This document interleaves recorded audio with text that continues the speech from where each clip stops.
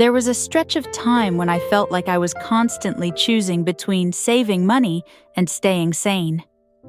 I wasn't buying big things. Just small everyday purchases, a coffee here, something useful from an online sale, a new skincare product, because I was stressed. None of it felt outrageous, but over time, it all added up. Not just financially, but mentally. The clutter, the guilt, the mental load of deciding what to spend on or cut back, it was exhausting. And social media didn't help. Every scroll made it seem like I needed more, to be more efficient, more put together, more intentional, which ironically just pushed me to spend more. If you've been feeling that quiet, constant pressure to be responsible with your money, but also keep your life running, this video might help you breathe a little easier. I'm going to walk through a few grounded money-saving habits that have actually made my days feel simpler and less heavy, not just cheaper. Cut the noise before you cut the budget.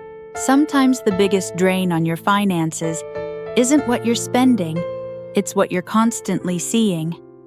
If you're already feeling stretched, scrolling through flash sales, influencer routines, and perfectly optimized grocery hauls doesn't help. It chips away at your confidence and adds quiet pressure to fix things by buying things. The first step I took wasn't cutting expenses. It was muting the channels that kept making me feel like I was behind. I unfollowed budget hacks that felt performative. I stopped opening apps just to check. And I gave myself a mental pause before saving any product link, even if it was on sale. This doesn't fix everything, but it gave me enough clarity to see what I actually needed and where my money was quietly leaking out. Let's move to something even more practical next, something you can do today without spending a dime. Build a use-it first zone. One thing I didn't realize was how much food and money I was losing to forgetfulness, not indulgence. Most of us have a shelf or drawer full of things we meant to use, but didn't. Sauces we opened, veggies we swore we'd cook, backups of stuff we didn't even remember buying. And then we go out and buy more, not because we're careless, but because our systems are too cluttered to see clearly. I started a use-it first bin in my fridge and pantry. Anything close to expiring, half-used or already open, goes in there. When I meal plan or make lunch, that's where I look first. No spreadsheets, no meal prep containers, just a visual reminder that I probably already have what I need. It's not about perfection. It's about making the useful things visible before they turn into waste. From there, let's look at how we handle the urge to buy something new, even when we know we probably don't need it. Cancel auto spending you forgot about. There's one type of spending that doesn't feel like spending because you don't see it happen. Auto renewals. Free trials that quietly became $9.99 a month. Subscriptions you meant to use, but don't anymore. These don't usually show up as bad choices, they show up as silent leaks. And they add up. I spent 30 minutes one weekend opening up my bank statement and searching for the word recurring. Then I checked my phone subscriptions tab. Turns out I was still paying for an app I hadn't opened in 6 months and a subscription box I meant to cancel, but forgot. You don't have to cut everything. Just flag what you're not actively using and give yourself permission to pause it. Even just freezing one payment buys back a little breathing room. Let's shift now to another habit that sneaks in, especially when we're feeling low on time or energy. Create a snapshot budget. Sometimes the hardest part isn't cutting expenses, it's not knowing what you're actually spending on. You don't need a complex budget app to start.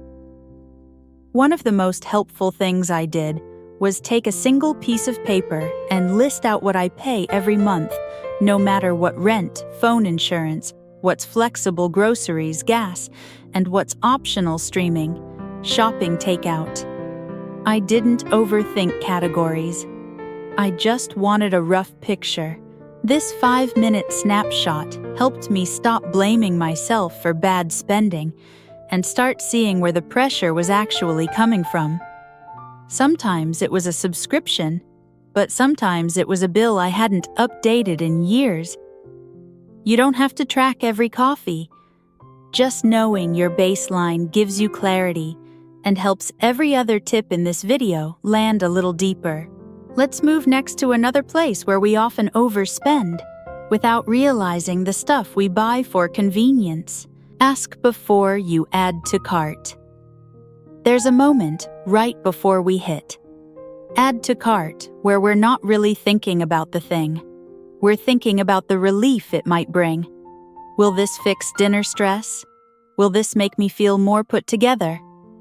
That's what most impulse purchases are about. Soothing, not solving. But when I started pausing and asking, can I borrow this instead? Everything shifted. I texted a neighbor when I needed a rice cooker for one recipe. I asked a friend if I could try her yoga mat before buying one.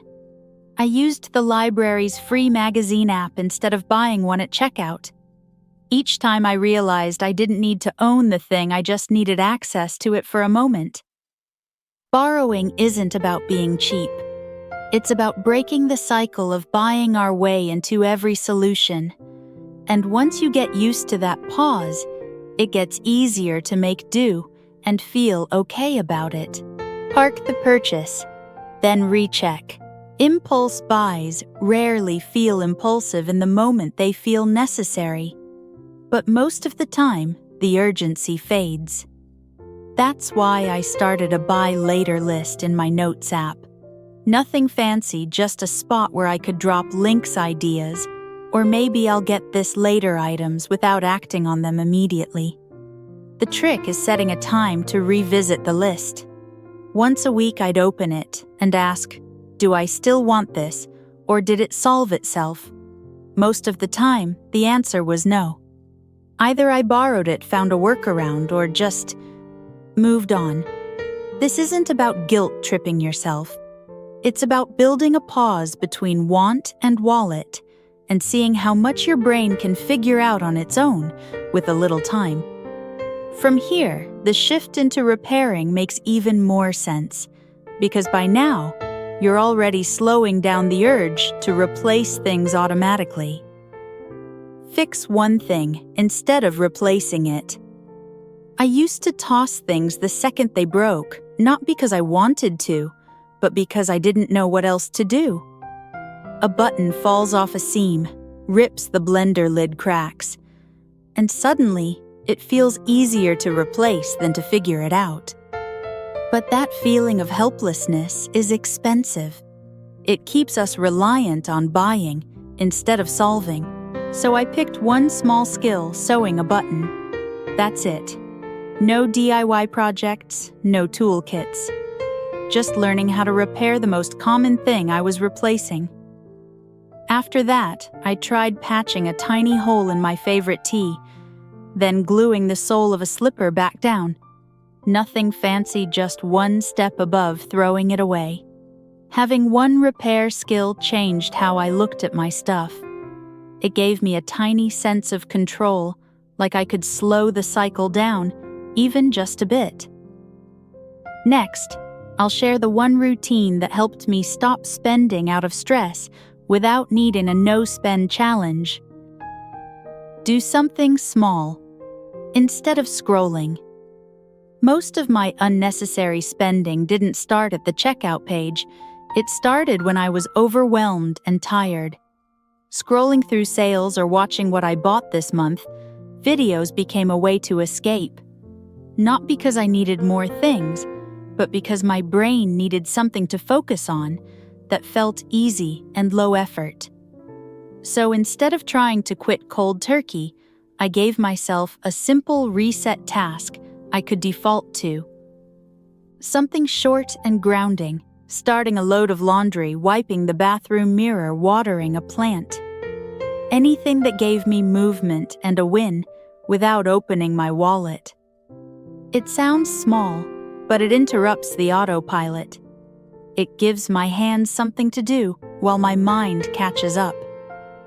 And it's helped me buy less without feeling like I'm depriving myself. Next, let's talk about how to make the most of what you already have, especially in the kitchen. Start with what's already in the fridge.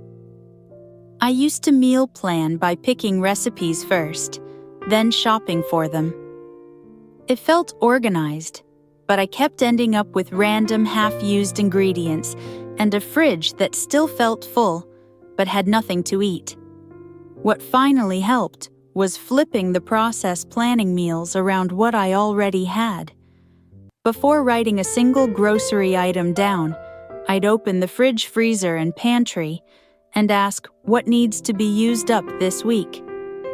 That's how I found the bag of frozen peas I'd forgotten, the open jar of pesto I almost tossed, and the 3 sweet potatoes that became dinner instead of waste. Suddenly, my meal plan wasn't just cheaper, it was lighter to make, because the decisions were already half made. It's not fancy, but it works, and it cuts down on both overbuying and last-minute takeout. Now, let's wrap this up with one mindset that made all of these changes actually stick. Batch 1 base. Ingredient: 1 reason takeout wins so often. We're hungry and don't feel like starting from zero. But you don't need full meal prep to make home cooking easier. What helped me was choosing just 1 base ingredient to batch, like roasting a tray of vegetables, cooking a pot of rice, or prepping a protein on Sunday. Just 1. Having that one thing ready meant I could throw together meals faster during the week, even if everything else was last minute. Leftover veggies turned into a wrap. Cooked lentils became soup. A simple pot of rice made frozen dumplings feel like a real dinner. This isn't about planning the perfect week. It's about lowering the barrier to getting started so your food doesn't go to waste and your money doesn't go to takeout. Now back to how we reframe enough and why that's the mindset that makes everything stick. Stop at enough. For a long time, I kept thinking I'd feel better once I got it right. The perfect budget, the ideal capsule wardrobe, the exact pantry setup. But chasing perfect kept me stuck and spending. What finally shifted things was learning to stop at enough, not bare minimum. Just enough for this season, enough clothes to feel dressed, enough meals to get through the week, enough spending to stay steady, not optimize everything. This mindset helped me stop upgrading things that didn't need upgrading. It helped me accept that good enough groceries and secondhand finds were still nourishing.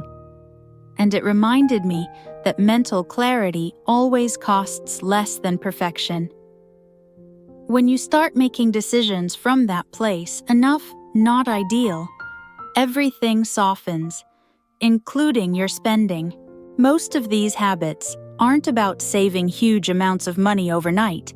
They're about slowly feeling more in control of how your days run. When you start making smaller, calmer choices with your spending, the mental clutter softens too. You stop chasing fixes and start noticing what already works. If any part of this felt helpful, feel free to like or subscribe it. Lets me know this kind of content matters to you.